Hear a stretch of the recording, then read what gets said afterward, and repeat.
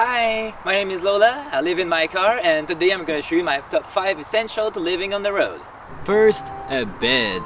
I know it sounds like a no-brainer, but I want to stress the fact how important it is to have a good sleeping arrangement when you live in your car. Life on the road is not always easy nor comfortable, so I think it's essential that at the end of the day you can get some quality rest. On top here, I have that many inches foam thick mattress. I took it firm because that's what my back likes. And an important feature of my bed is the frame that I built for it. I see lots of people just folding the seats and putting a mattress on top of that, but to me, I just see it as wasting space. So I removed the front passenger seat and the back double seat to give me more space. I built it as high as I could without being too close for the ceiling, so I still have room to move around, when I'm sleeping.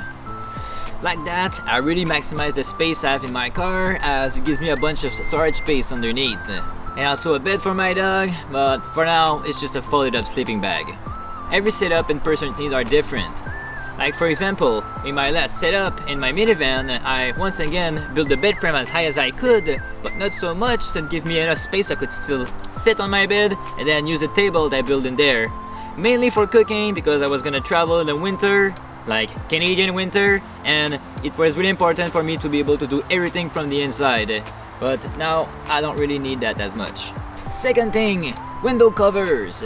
They're important for several reasons, but for me the most important one must be privacy. Because if you're in there when it's dark out and trying to use your light, it's gonna be super easy for people outside to see whatever you're doing inside your car.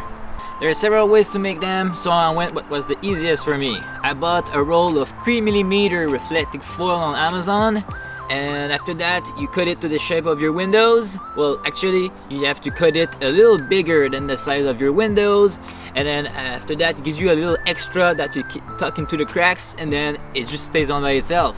They are inexpensive, easy to make, and super efficient at blocking the light. For this build, I didn't need to be super stealth, so I just used them as is. But if you want to be more subtle, what I did in the past is spray paint one of the side black, and then on the outside it just looks like a very dark tinted window. I think window covers are one of the crucial parts of a build, and they're not just for privacy. Another big plus is that they also block the light from the outside to the inside.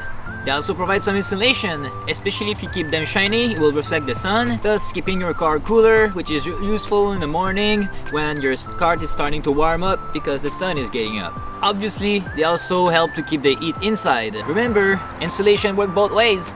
Another way I've seen people make them is to use chloroplast, which is the material used for those campaign election signs. So if you're at the right time, that's another way you can save money on your build. After that, you can wrap them in fabric and glue it up, and then it gives you a more subtle look. Next up for number 3, power solutions. There's many ways to get your setup powered up, and it can get pretty expensive. Mine is pretty simple and cheap, but after that, I'm gonna talk to you about the other options that's also available. First, I have these 2 small USB battery banks. I try to keep them fully charged at all times. You never know when you're gonna need power on the go, and I think those are the perfect solution. After that, I've got my trusty Jackery. Keep it down there, and I think it's the smallest model they have. It's a 240 watt hours. With that, I charge my cell phone and other small electronics when my car is not running. I can also do light computer work on it, but if I need to do video editing, it's gonna drain it pretty quickly, as video editing takes a lot of energy. If I need to charge it, I either use my solar panel I keep under my bed. It's been through a lot and obviously doesn't charge as fast as it used to be, but I found it in the trash and it works, so I'm gonna be happy with that. I also have a power inverter and it's very efficient at charging all my stuff up. It's important to only use it when your car is running, or if not, you're gonna drain your starter battery pretty quickly. And with it, I'm always charging something when I drive, either my batteries, Jackery, phone, other stuff, and I also have an electric cooler. I don't have that in my setup yet because it wasn't my budget, but another way to have power on the road is with a DC to DC charger. There's different configurations, but basically you take the energy from your alternator, and then that's connected to the DC to DC charger, which is in turn connected to a big battery like an AGM battery or a lithium iron phosphate. You gotta be careful and measure how much power you're using because these batteries can't be discharged at a certain point without damaging their capacity. Another option would be a permanent solar fixture on the roof. Like yes, I do have solar, but I have to take it in and out every time I want to use it, and obviously I can't use it when I'm driving. I've seen people put a solar panel on their roof and it works pretty good, but my space being pretty limited, I'd rather keep that space for a roof box I'm gonna get in the future once I get the money. And now for number 4, storage. When you live in such a tiny space, it's really important to maximize the most of it. Mine is pretty simple and I bet I could fit much more stuff in there, but doing so, everything gets cramped and it gets much harder to get to the items you need to. Under my bed, I have 2 plastic bins that I use to store my clothes and also my laptop. I put it there so it gets protected from the bumps of the road and stuff like that. And over here, I have a car seat organizer that I bought for Amazon for about $20. I try to keep it as clean as possible because it's like my go-to place to put things when I can't be bothered to put them where they belong to. I think it's pretty useful as the back seat is where I hang out when I'm in the car, so it's always right there to easily take things in and out of it.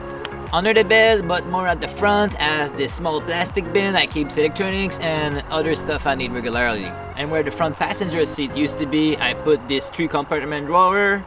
The first one is like toiletries and stuff like that, and the 2 other ones at the bottom are more like miscellaneous. Did I say that right? I like it where it is because I can still access the stuff in them when I'm in the front driver's seat. And for the 5th and last point, climate control. And I guess by that I mean ways to keep warm or cold depending on the weather. As I mentioned earlier, window covers can help for insulation. And one of the things I have for that are window mesh covered thingies. And with these things, it makes me so that I can leave the windows open without the bugs getting in, which is superb for airflow. I have 4 of them, 1 for each window, but I only use the one at the back. And my back windows are tinted, so even at night with the lights in there, you can't really see what I'm doing anyway. Unless I'm somewhere that's like really dark outside. But usually when that happens, I'm out of the way and people can't see me. Or I'm in the more urban areas and there's usually a lamppost outside or something, so it makes the outside brighter and yeah, can't really see what I'm doing in there.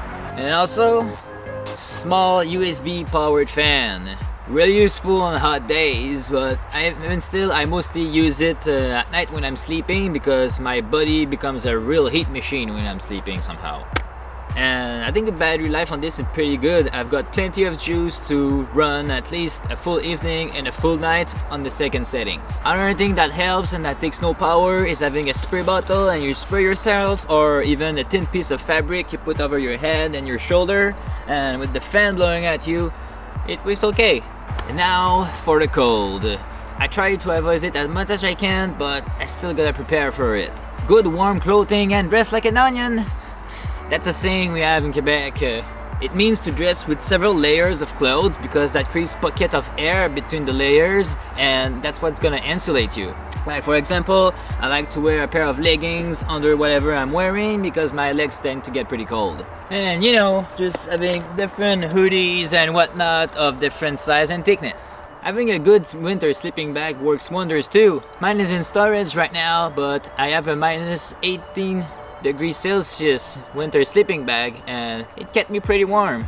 I slept and drove through a blizzard when I was living in my minivan and the temperatures went as low as minus 27 degrees and I was still fine. I also have a propane little buddy heater that I use when it gets really cold, but not for when I'm sleeping, of course. Never ever do that. The risk is just too great.